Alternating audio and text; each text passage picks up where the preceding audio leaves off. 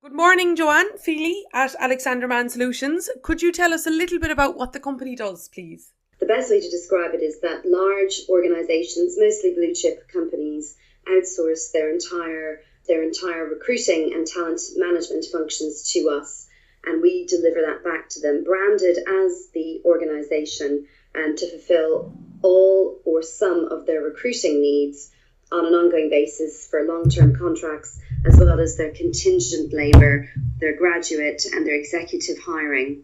When we do this, it's branded as the organisation. So if you were interviewing with one of these blue chip organisations, you would believe that you are working directly with that company. And when we do this, we transform the approach so that it's more proactive, and we save organisations a significant amount of money. So it sounds like that it's far more than simply recruitment when you say the words talent management. Yes, that's right. Talent management really encompasses workforce planning, and a lot of the work that we do is advising employers on the trends that we see in the marketplace, specifically around some specific skill shortages. For example, a lot of the work that we do in the banking sector or financial services sector at the moment is leveraged around issues like cybersecurity, anti-money laundering, CCAR, and other regulatory issues that are ongoing. The challenge is that the talent pool is limited. And so a lot of the work that we would be doing in that case would be advising organisations as to where they can find this talent, but importantly, the sustainability of the talent pools in certain countries and locations, and therefore perhaps the need to create their own grow your own strategies. That would be similar, for example, in the pharmaceutical industry, where there is huge challenges and location challenges, as it would be pretty much across any sector. Talent management also encompasses how you move employees around your organisation so that you optimise your workforce. Often companies do not look at the ageing demographic of their employee base, and sometimes they will find that they have a significant proportion of their workforce is coming to retirement, and they haven't created enough succession planning to deal with that. So talent management actually encompasses a very wide range of topics for organisations that cut across HR, but actually really cut across finance and workforce planning. So let's take a couple of those points then and look at them in a little bit more depth, Joanne. One of the last ones you said actually there was demographic changes. So Yes. What are the demographic changes that are going on in the workplace, whether it's the boomerang employee or whether it's the person who's taking a career break at various different stages, or the lengthening of the age range within a workforce, etc. And how can employees at various different stages in their lives keep themselves relevant and up to date and ambitious and hungry as well?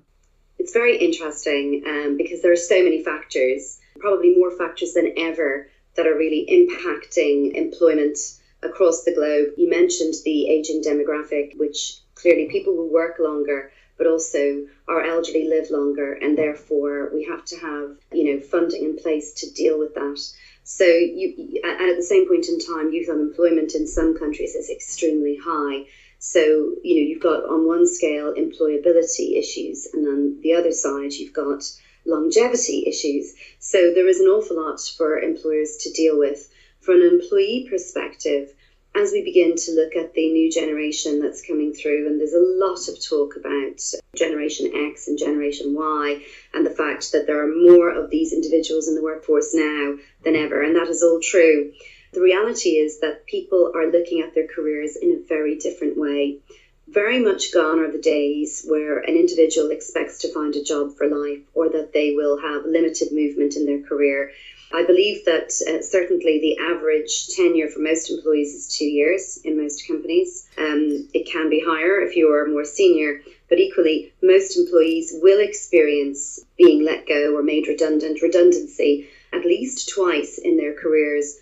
But what we're seeing more and more is that employees should expect to have more of a portfolio career. Mm-hmm. And what I mean by that is that you would have, perhaps you would spend 20 hours of your week in one type of job, and other hours of the week doing a different type of job. And that is going to become more and more acceptable as organizations look to have a much more liquid workforce. What I mean by that, and there's a lot of talk about 0-hour contracts and so on, and whereas there's a lot of negativity around that, there's also a lot of positivity. It gives employees choice in terms of where they want to work and how they want to control and manage that portfolio career. And obviously it gives employers options in terms of around the sort of expand and contract nature of the workforce that they might require at certain times. The theme, the portfolio career, certainly has been around for the last while, all right. But when you hear something like 20 hours doing one job and 20 hours doing a second job, there's two things come to my mind. Number one is, how do you cultivate loyalty within your employees along the way? And I don't just mean that from an employer's perspective, but from a manager's perspective. So if I'm going to have people doing different things at different times and I'm going to have short time frames, how do I build that sense of community or build that sense of loyalty? And my other question then is that if it becomes the norm to have a job for 20 hours a week in one area and another in another, sometimes it's hard enough to find one job and to keep the show on the road in that regard without having to do it twice or possibly three times. So maybe if we could take the first one first, Joanne, as a manager, let's just say I have a department of 10 people, and we all know what it's like to manage people who've got not just work lives, but personal lives as well. But how do I manage them in such a way that I make sure they're happy at this job and leave room for the other one, and that I get the best out of them in this regard as well? Yeah, it's definitely a challenge. And I think that actually many organisations have perhaps embraced this whole idea of a liquid workforce and fluidity in work patterns, but perhaps haven't embraced enough some of the management challenges that come with that. I would certainly agree with you. And I think that comes down to really thinking much more about the outputs that you want to achieve from some of your employees. Absolutely, loyalty is created when employees feel that they are getting high quality work, they're getting feedback, and they have opportunities to expand. And that could be expanding their portfolio even within the same company. Mm-hmm. So perhaps they're actually working in one department for some time, and maybe it's 10 hours a week, but they're working on other projects simultaneously. So they could actually be achieving a portfolio career in one organisation. But I think that is very much down to managing people to outputs, giving regular feedback, monitoring the status of work and programs and so on. It's clearly in many respects, much easier to do that in a task-focused environment, or even a deadline or project-focused environment. But there certainly are some challenges that come with that. And it is about setting expectation management. It's often also about making sure that employees have a strong connection to the organisation, and often that strong connection comes through forming a network within a company. Mm-hmm. That's easier to achieve clearly in a small organisation, but in the larger organisations, you see the prevalence of social networks, especially professional social networks like LinkedIn and Zing and others. But more progressive organisations are looking at how they leverage that internally as well. And therefore, that's where internal mobility can become a very powerful tool for organisations to use as they look to ensure that work gets done, and work gets done by the right people, by really empowering their employees to have that network internally. Focusing on outputs and particularly giving regular feedback. Usually when I hear those terms being spoken about in a HR context, I'm hearing those being discussed of millennials. Millennials want feedback. They're used to it on Facebook. They're used to it on Snapchat, getting feedback, and they've transferred that very much into the workforce, where they want immediate feedback, whereas a generation or two before them didn't welcome either praise or constructive feedback. But is that changing to where all people within the workforce now want to focus on outputs and to get regular feedback? Is that millennial effect spreading throughout the demographic? There will still always be the management challenge of motivating people and working with people in the way that they like to be worked with. Unfortunately, that's just human nature. Mm-hmm. But I do think employers are looking much more at outputs. Nowadays, people work remotely. People don't work in offices. It's the norm. It's the norm for people to sometimes complete. And when I talk about outputs, could that be that someone is actually performing their job in the evening time, so that it allows them to have that portfolio career, to do other jobs, perhaps to balance some of their home responsibilities, their carer responsibilities. And therefore it is about not clocking time in the office and being seen all the time. It is actually about what you're achieving. So even though there are still generations that perhaps don't crave that constant feedback and that kind of stream of, on the spot, real time, how am I doing? Is this right? Is this wrong? There is still a degree of flexibility that other generations can take advantage of. by working in an environment where it is less about who they're working with and how they're working, and much more about how they are achieving what needs to be achieved in the timeframes required. So I suppose there's a bit of quid pro quo. There's always going to be that management challenge of ensuring that you know how to motivate the people that are working for you and working with you to ensure that you achieve what you need to achieve, whether that's a year-end scenario, whether that's an audit that you need to conduct by a certain time, or whether that's a project that has deadlines. Does remote working work? So are employees giving their all if they're working, whether it's from a Starbucks cafe or whether it is from home or whether it is from the beach in Spain? Is it working for companies? Because the benefits are very clear on paper, but is it working in reality? In our experience, it is. It is working in that research shows that you do actually get more from remote workers in many respects, either because they're extremely focused and concentrated on the periods of time that they work because they have to be disciplined, if they're in a scenario where they are juggling either another job or other responsibilities.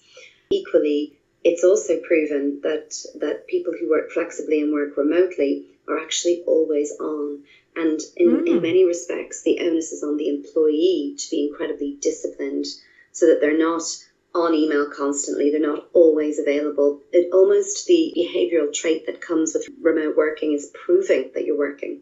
Yes. And therefore people are very available and they want to show their worth. Doesn't mean that people could be picking their children up from school or putting washing on or going to doctor's appointments in between times. Absolutely. So in many respects, employers do get more from that scenario than they do from people who are coming into the office, spending a lot of time commuting, spending a lot of their salaries on commuting, and then have to meet their personal obligations by leaving at certain times and so on.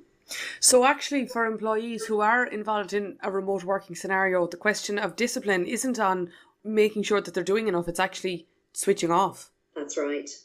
Okay. That's an interesting trend, I have to say, in that regard, but I can see completely how it would be the case. But another thing that I wanted to pick up on from your conversation is that I quoted this. You said it's very important to motivate employees wherever they are. Tell me about the challenge or the opportunity, or maybe there's a different word, in working with teams remotely. So when it is the case, for example, that I can't just walk over to somebody else's desk and ask them, am I doing this right or am I doing this wrong? But also whatever other communication might be. So whether it is looking for an opinion offhand or whether it is holding people accountable, etc.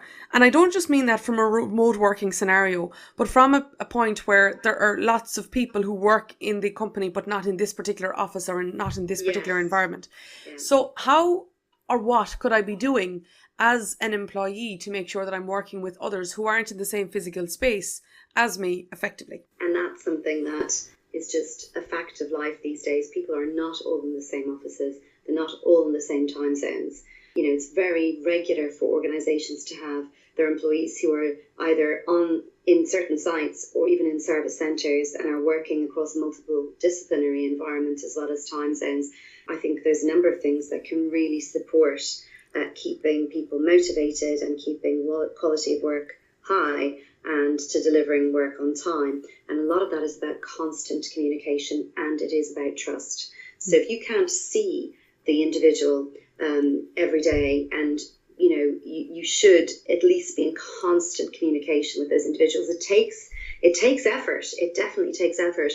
But my own personal experience and the experience I see within large organisations is that it's worth it, because there's an immense satisfaction that you get out of working with people across disciplines and across geographies and time zones. Technology these days is a huge enabler, whether that's an instant messaging, whether that's as simple as using apps like WhatsApp, and just keeping people in groups but constantly communicating, motivating people by being upfront about how we're tracking against the target, how we're tracking against whatever it is that we need to achieve, and treating the team like a team, having team calls, cascading information.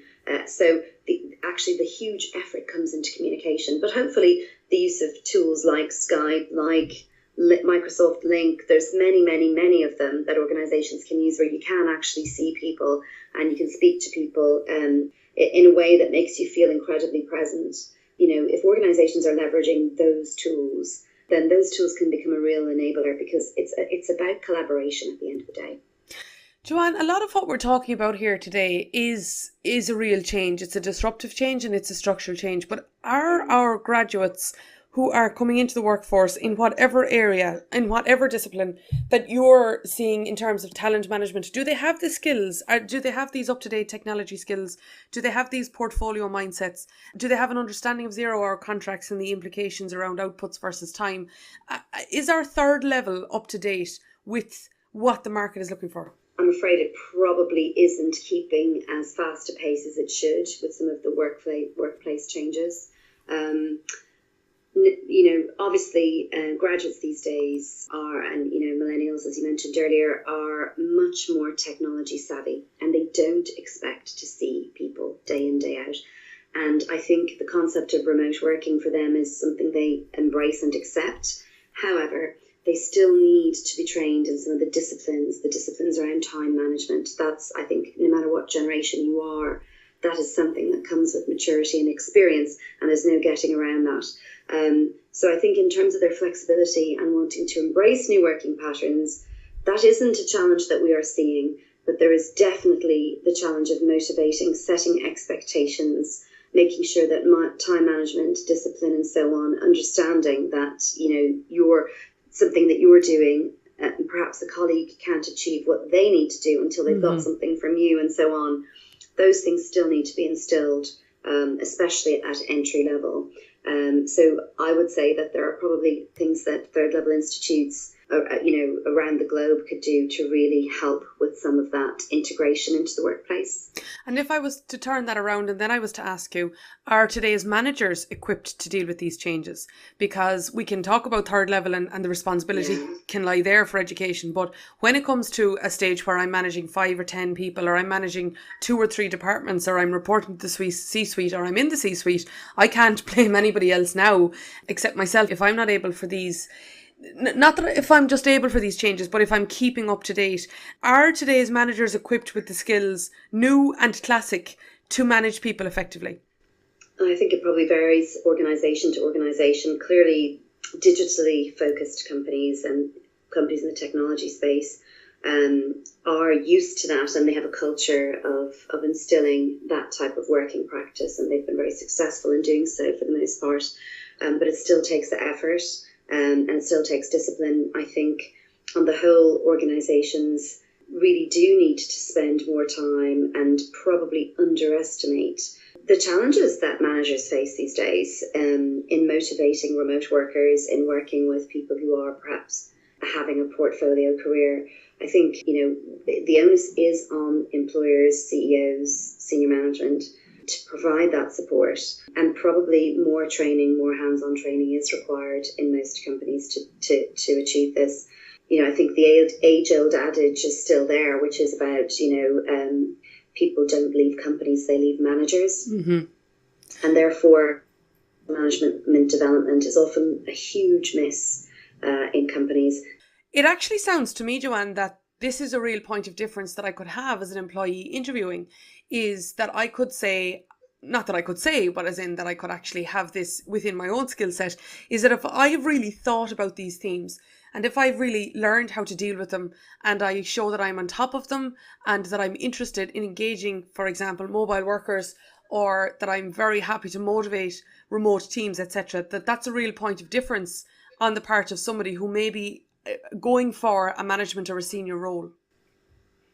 I would completely concur with that. I think highlighting experiences and evidencing experiences that you've had working with multidisciplinary teams who are encompass remote workers, teams that work across geographies, time zones, all of those things are huge benefits to companies. And I certainly would be highlighting those if those were in experiences that I've had, without a shadow of a doubt. And on the flip side, if I didn't have those experiences, I would probably be very upfront in saying that I'm looking for those experiences. Sometimes managers may have the experience of managing those types of projects, but sometimes they themselves have been participants in those kinds of projects. And I think you can take advantage of both sides of the equation.